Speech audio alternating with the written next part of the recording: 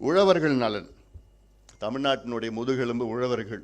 தமிழ்நாட்டில் 63 விழுக்காடு மக்கள் உழவை சார்ந்தவர்கள், உழவு தொழிலை நம்பி இருக்கின்றவர்கள். 63 விழுக்காடு. ஆனால் அவங்க தமிழ்நாடு ஜிஎஸ்டிபிக்கு கான்ட்ரிபியூட் பண்ணுறது வெறும் 11% தான். 63% மக்கள் கான்ட்ரிபியூஷன் டு த ஜிஎஸ்டிபி வெறும் 11% தான்.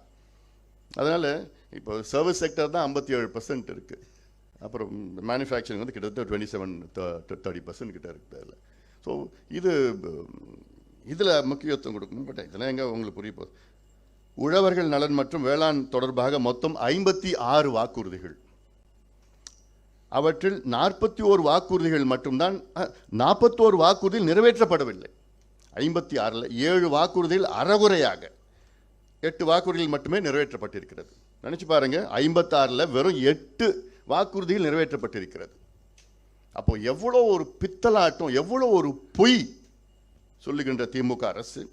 அதில் ஒரு சில நான் சொல்கிறேன். ஊரக பகுதியில் உற்பத்தி செய்யப்படும் அனைத்து பொருட்களையும் விற்பனை செய்வதற்கான சந்தைகள் உருவாக்கப்படும். வாக்குறுதி 30 பண்ணாங்களா? இல்லை. கேரளாவில் செயல்படுத்துவதை போல் தமிழ்நாட்டில் அனைத்து வேளாண் விளை பொருட்களுக்கும் கொள்முதல் விலை நிர்ணயம் செய்யப்படும். வாக்குறுதி எண் 32 நடக்கலை. விவசாயிகளின் ஒப்புதல் இல்லாமல் விளைநிலங்களை வேறு பயன்பாட்டிற்கு மாற்றுவதை தடுக்க நடவடிக்கை எடுக்கப்படும். இதில் அந்த வாக்குறுதி மட்டும் நிறைவேற்றலை, அதுக்கு நேர் எதிராக செயல்பட்டு இருக்கிறாங்க. விவசாய பயன்பாட்டுக்கு இல்லாமல் அவங்க ஒப்புதல் அளிக்கலைன்னா, ஏன் இந்த திமுக அரசு தானே விவசாயிகளை குண்டர் சட்டத்தில் போட அரசு. இந்தியாவில் இல்லை, உலகத்தில் எந்த விவசாயியாவது குண்டர் சட்டத்தில் போடுவாங்களா? இந்த திமுக அரசு. எதுக்கு போராடினாங்க விவசாயிகள்? எங்கள் நிலத்தை நாங்கள் கொடுக்க மாட்டோம், இந்த நிலத்தை நாங்கள் காலங்காலமாக இந்த நிலத்தை நாங்கள் பயன்படுத்தி உங்களுக்கு நாங்கள் உணவளித்து கொண்டிருக்கின்றோம், இந்த நிலம் வருங்கால சந்ததியினருக்கு உணவளிக்க வேண்டும், அந்த நோக்கத்திற்காக இதை நான் கொடுக்க மாட்டேன். எதுக்கு கேட்குறான்னா,